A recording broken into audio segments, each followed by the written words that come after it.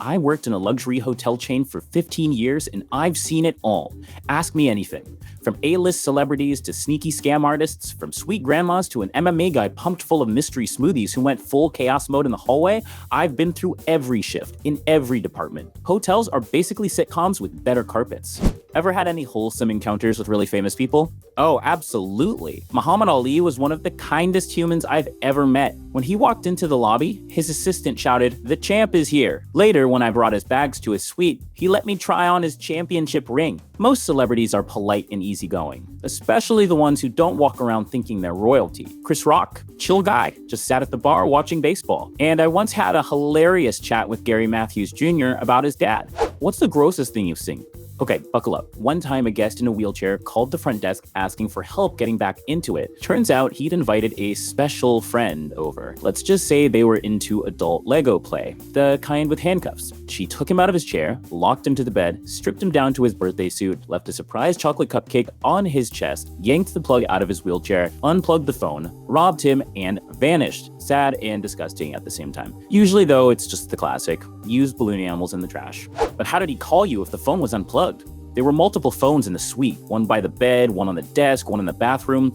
She didn't think to unplug the bedside one. By the time he called, she was long gone and he didn't press charges. What's the most expensive or craziest thing left behind in a room? And have you ever kept something for yourself? Once, a prince left behind an uncashed cashier's check for $455,000. Does that count?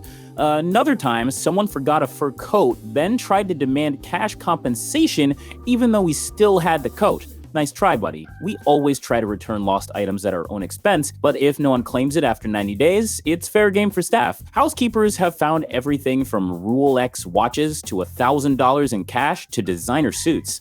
Me? I just hoard iPhone chargers like a dragon with shiny things. Every room in my house has a spare. Ever had guests answer the door strategically underdressed? Oh, yes. Jeremy Piven, you might remember him from Entourage, had a reputation for greeting staff in a bathrobe that did not believe in gravity. Eventually, we decided that from then on, only male staff would deliver to his room. Is it true that in fancy hotels, shady people sometimes pay cash to hide their identity? Or is that just in movies? Happens all the time. It's awkward because you end up with a giant pile of cash in the safe. We still require a credit card on file though, in case anything goes sideways. Weirdest thing anyone ever left behind?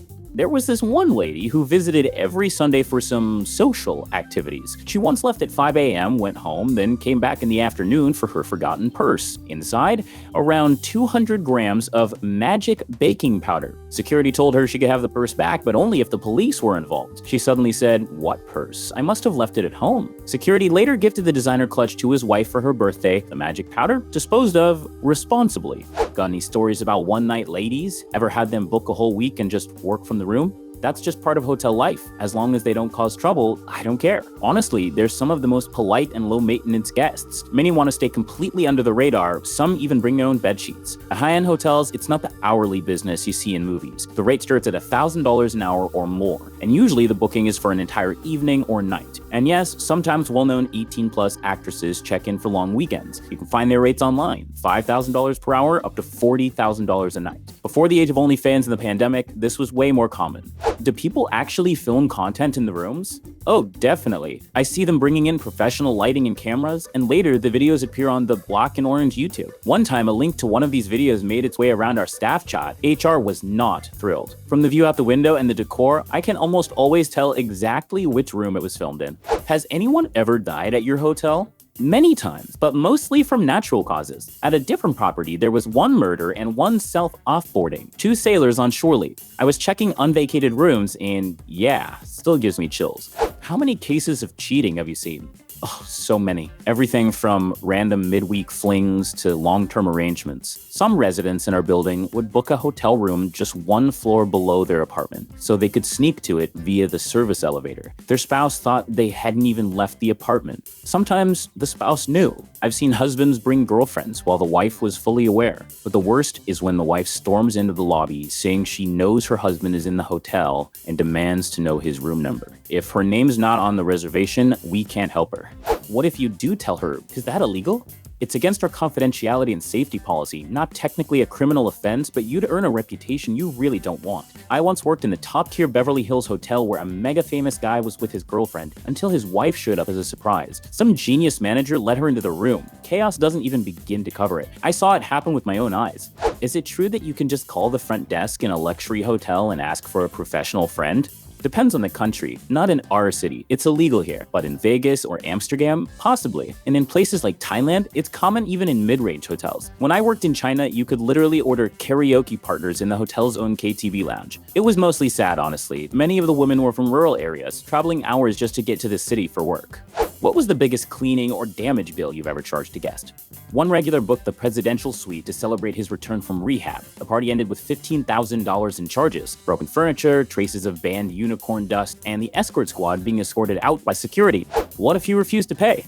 In this case, he lived in our building, a $6 million penthouse upstairs, and had an ongoing account with the hotel. We knew exactly where to find him.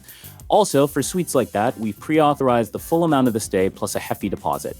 I just started working reception at a luxury hotel. Any advice for surviving and thriving?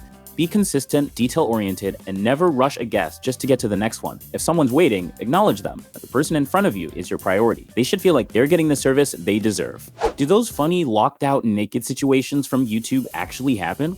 All the time. Doors have strong auto closers, so they never stay open. People step out to grab something and click, lockdown. It's worse when someone gets stuck on a balcony in winter without a phone. They end up shouting for help until someone tells the front desk. Got any nice stories, not just the dark stuff? Plenty. Many guests just want to enjoy the city and appreciate real local tips, not just tourist traps. It's always great when someone brings cupcakes or snacks to the front desk as a thank you. The dad from Modern Family was super friendly. Bill Clinton, insanely charismatic. Totally the opposite of Hillary. I've met them both many times. Bill will shake hands and chat with everyone. Staff, guests, janitors, doesn't matter who you are. Hillary, during her campaign, she came in late at night through the service entrance, head down, not saying a word to anyone. Bill arrived at the same time through the main entrance and lit up the whole lobby. I read in a hotel industry book that if you tip the valet $20 and ask to be sent to their favorite front desk person, then tip that person $20, you can get upgrades and freebies. True? It can work at resorts, especially all-inclusive ones, where relationships matter more. In big city hotels, less so. But if they remember you, you'll often get priority service for drinks, requests, you name it. What's that MMA fighter story you mentioned? A couple checked in with friends, planning to share a room with 2 queen beds. Around 3 a.m., one of them, a mountain of muscles, had apparently overindulged in some mystery energy sprinkles. Noise complaints started flooding in, so security and I went up. His wife was crying in the room while he was roaring in the hallway. A security guard reached out to calm him down. The guy twisted the guard's arm so hard he tore a ligament. Then, Muscle Mountain started ripping wall sconces off like they were stickers. When he turned his back, I jumped on him, locked a chokehold, and rode him like a mechanical bull until he went limp. Police arrived just in time to arrest him for vandalism. The wife didn't press charges. Any funny stories to lighten things up? One night, an Australian guest came back from the hotel bar completely covered in nothing. Not a stitch of clothing. He calmly walked up to the front desk, signed for his new room key, thanked me, and strutted to the elevator without a hint of shame. Legend. Another time I got to hang out with Dave Matthews after a show. Nicest guy ever. Exactly the chill vibe you'd hope for. He even tipped the housekeeping team in person before leaving. Do you actually judge guests? Oh, absolutely. We notice who says please and thank you, who tips, who makes eye contact. We remember the nice ones and the jerks. And trust me, every staff member shares the same unspoken blacklist in their heads. How can someone become a favorite guest at a hotel? Easy. Be kind, be patient, and tip when it feels right. Even $5 to the bellhop or a coffee for the night auditor goes a long way. Remember names. If you treat staff like humans, they'll move mountains for you. One regular used to bring chocolates for the whole front desk every time he stayed. Guess who always got the best upgrades and late checkouts? Yep. Any last piece of advice? Hotels remember you. Maybe not your name like away, but your face, your behavior, your vibe. It sticks. So if you want your next stay to feel like VIP treatment, act like the kind of guest we'd fight to keep.